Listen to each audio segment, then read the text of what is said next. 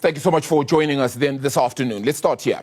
3 Sassa officials have been arrested in what is a raid on the agency's office in the Johannesburg CBD this morning. They're linked to the arrest of 4 others who were caught with dozens of Sassa cards last month. Police say more arrests may indeed follow. Linda Mnisi was at the raid this morning and joins us now.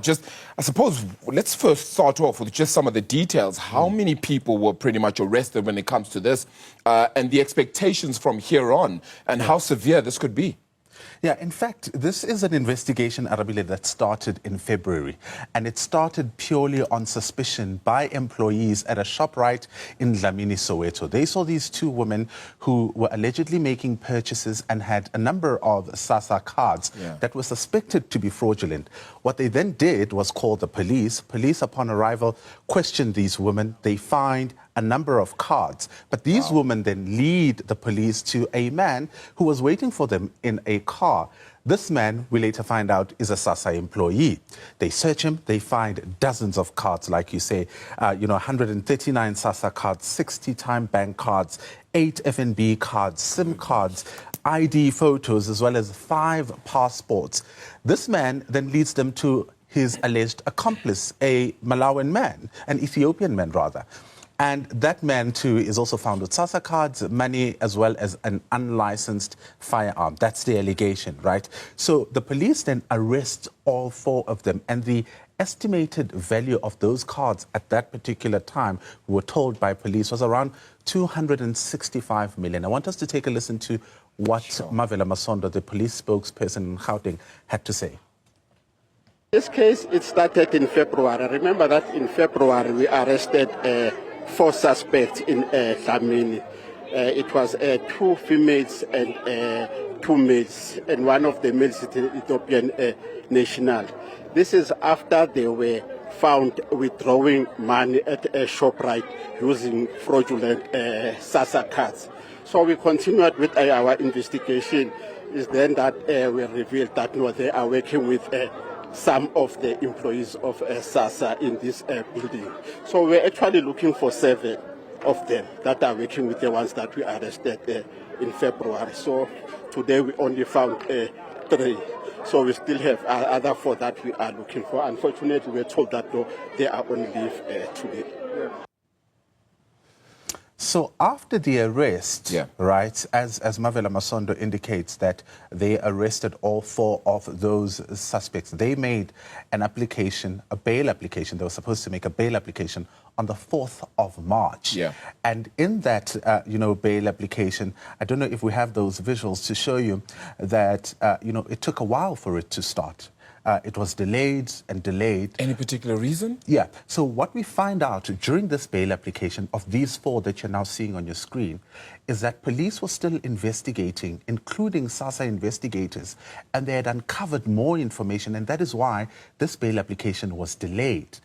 Upon arrival, the prosecutor says we're adding 54 more charges, and these include creating of profiles, and all the other Sassa-related, allegations. So all just linked to these 4. There aren't necessarily more accomplices to this crime as yet, as we know. At that particular point, yes, it was just these 4.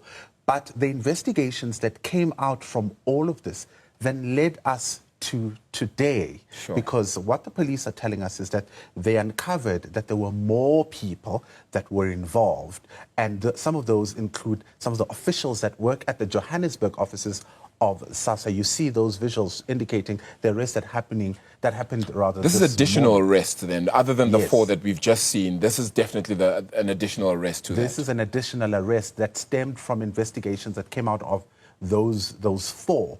And it includes Sassa officials, including what we believe, or what is believed to be a manager working at that particular office. So the police are saying this could be a bigger scheme. They were looking for around 11 people this morning, but they discovered that about 7 or 8 of them were on leave, and that is why only 3 were arrested this morning. Let's take a listen to Mavela Masondo once again.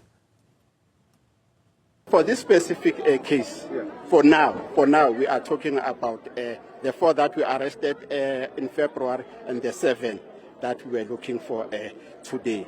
So then we are talking about 11.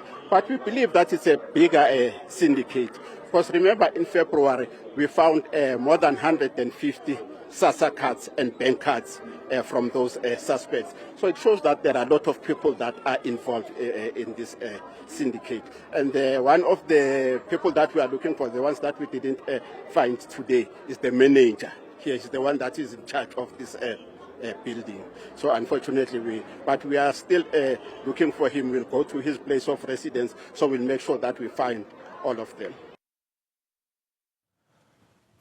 So we have somebody on who could effectively be on the run here, because we're trying to find at least 7 or 8 more salients. Absolutely. And what our sources are telling us, well-placed sources are telling us, is that after this arrest, the police went to various locations, including Soweto and Alberton, to go and trace the other suspects. We're told that some of them have already started indicating to the police that they will hand themselves over. Wow. You know, in this process, one can expect anything. Because it's a Friday, some may choose to, you know, hand themselves over on a Monday, but it's clear that some of them already know what has happened. And this is information that we're getting from our sources. Police are continuing with the tracing of these suspects. And one of them, we're told, is believed to be from Cape Town and has made contact with the police to say, I will be part of those that are handing myself over. You know, we don't know when that will happen, but it seems the police are on it and they're cracking down on what they believe is a syndicate operating at those offices in Johannesburg. Talk to me very quickly about the bail hearing that was meant to happen. Then that didn't end up coming to completion, I would suppose, because there's additional charges. So that's going to happen at a later stage. Do we know a date for that? Yes, indeed. So that date is the 18th of March. Okay. So what then the defense said is that they realized there are more charges that are being put, and obviously it will affect the application that they've prepared, 100%. The affidavit that they've prepared. So they've had to look at the charges, go through them, study them, and then, of course, file new, affidavits for that particular bail application. So there is an expectation that come Monday, perhaps, we don't know, we'll receive confirmation from the NPA as well as the police. Yeah. Maybe the 3 that have been arrested will be making their first court appearance. But as of the other bail application, it will indeed happen on the 18th of March. 265 million is probably just a precursor figure, right? Because with so many people involved, it really could go perhaps even into $1 billion of some sort as well then. Do we know anything about with regards to the safety of the whistleblowers as well? Because that's also quite critical in all of this.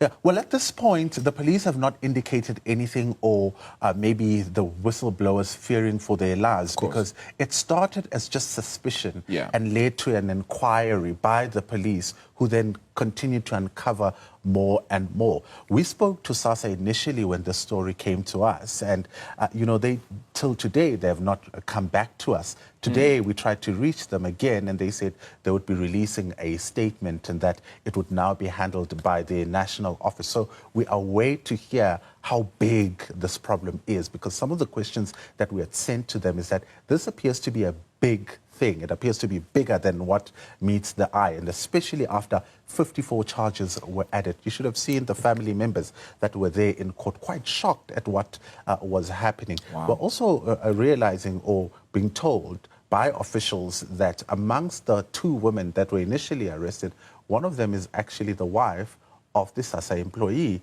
that was arrested. So it looks like, it's a much bigger syndicate. But of course, those charges will be brought to court, and the court ultimately will decide on the evidence that has been presented. This is definitely not over. Linda, thank you so much for uncovering and unpacking this one for us then. Really appreciate it. Some interesting reporting. Certainly not the last we'll be hearing then of the story then as well. We'll continue to unpack that for you. The Sassa card frauds situation, it looks to be a much bigger operation than was initially thought. So we'll get more on that as and when it comes to bear.